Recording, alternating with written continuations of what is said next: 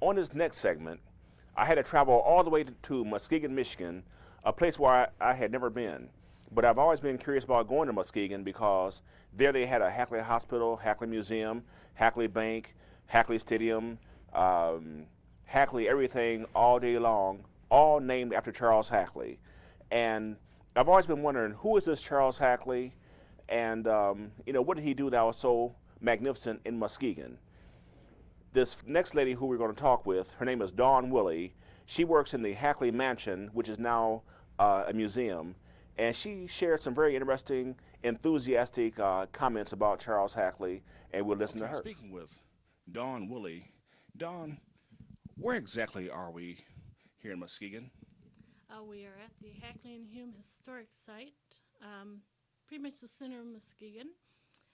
Mr. Hackley was a lumber baron, and Mr. Hume started out as his bookkeeper and became a partner.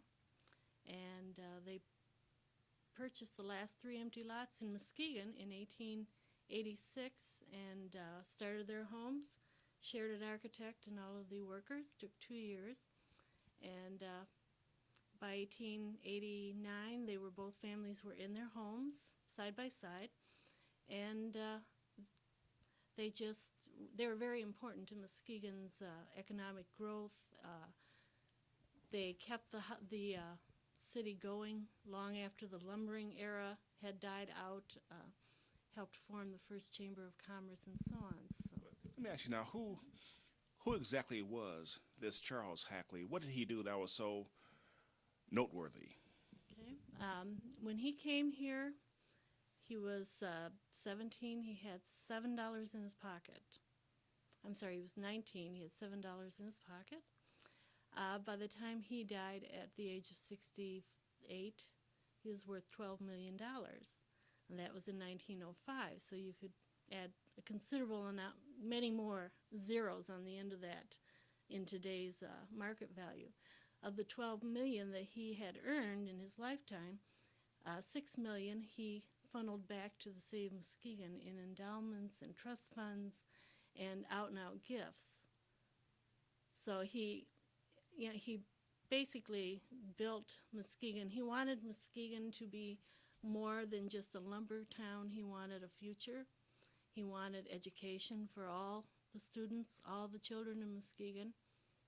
Built a library, $1 million library, funded money for our hospital. Now the library was called the Hackley Public Library. Right. Now what is the hospital called? Hackley Hospital. He really wanted to call it the Mercy Hospital, but about the same time, Sisters of Mercy, a Catholic organization, started a small hospital in a local residence, and so Mercy Hospital was taken, and so the board of directors decided it should be called Hackley Hospital. So what else in this area is named after him? We have Hackley Hospital, Hackley Library, Hackley Park. He decided that the city needed a green space, a place to visit and to be. So he purchased several blocks in the center of town and moved out houses, bought up the houses that were on that property, moved them or tore them down, and built a park. And we have some of the finest statuary in our park post-Civil War anywhere in the country due to Mr. Hackley. He also did our first manual education training school, manual training, which was called Hackley. He funded a lot of our education in Muskegon. In fact, some of the trust fund he set up still goes to the school. Some of the interests that he set up 100 years ago, the public school system still gets monies from. And we have a charity that his wife also left that goes to children that need financial aid, the Julia Hackley Fund. So even though 100 years later, Muskegon still is benefiting from Charles and Julia Hackley.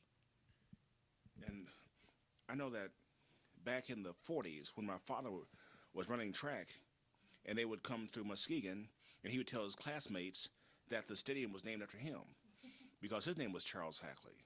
Oh, neat. And so what other establishments are named after Mr. Hackley. Well, the stadium is part of the Muskegon public school system. He had put in swimming, a pool. The stadium is the main thing still from the school system. The library, of course, is run through the school system. Now, was it really a Hackley bank here? Yes, he was on the board of directors. It was a lumberman bank. It was Hackley Bank. Of course, those were all turned over into all of the big banks. Who has it now? Gosh, I can't remember, to tell you the truth, if that is the Huntington Bank. I think it's Huntington Bank, but Huntington or Comerica, it's one of the two national banks. Okay, now, I noticed that years ago when I sent you some information, when we first conversed about this, how were you able to keep my information, and at that point, did you take me seriously? I mean, how did you know how to receive the information that I sent to you? Well, actually, that was long before my time, but we are a museum, and so we don't throw things away. So it was basically when I took over the position, went through old files and found your original correspondence. So it's just been here waiting for you to come back and follow through on it. We're like, I think, the third or fourth administration that's been through here since you first contacted Mr. Jones back in the 80s. So. Okay, so with the research, I mean, obviously you're still finding more and more things out about Hackley every day then. Yes, we're at the point now where we're trying to flesh out the story a little bit more. We knew about Charles Hackley and, of course, his brothers and his father, but we are primarily restoring the houses. And so it's only been in the last couple years that we've had time to really start looking into any other research. Charles and his wife adopted, and their great-great-grandchildren, through their adopted son, have been in town, been in contact with us, and so that, of course, makes you want to know more also. So it's just outside context all of a sudden just showing up, and we're starting to be able to flesh out the human side of the story. You know, since you read about this man and his life, how did he get to where he became philosophically? You know, what made him giving?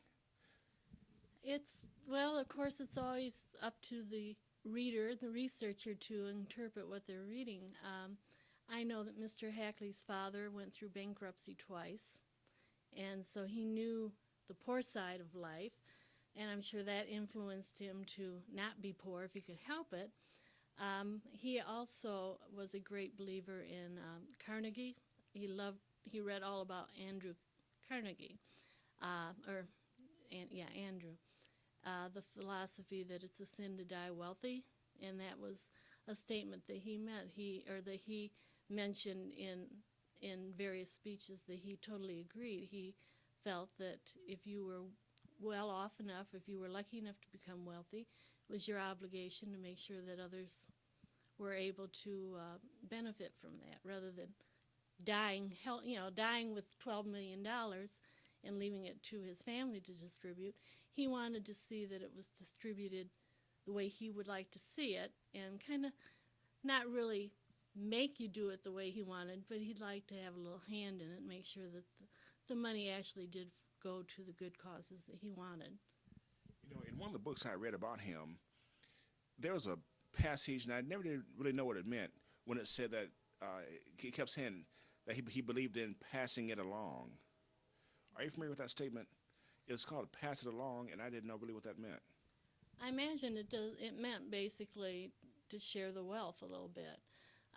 Most lumber barons in Michigan at that time, once they made their fortune, lumbering only lasted about 60 years, and between overcutting and then a very large fire in the upper part of the state, lumbering just didn't last long. And other lumber barons, other men that had made a fortune, left, took their money and went further west and made more money. Mr. Hackley chose to stay here with the money that he had accumulated and chose to share it with the city to make this a very desirable place for others to come in and start new businesses and prosper. So he passed it along.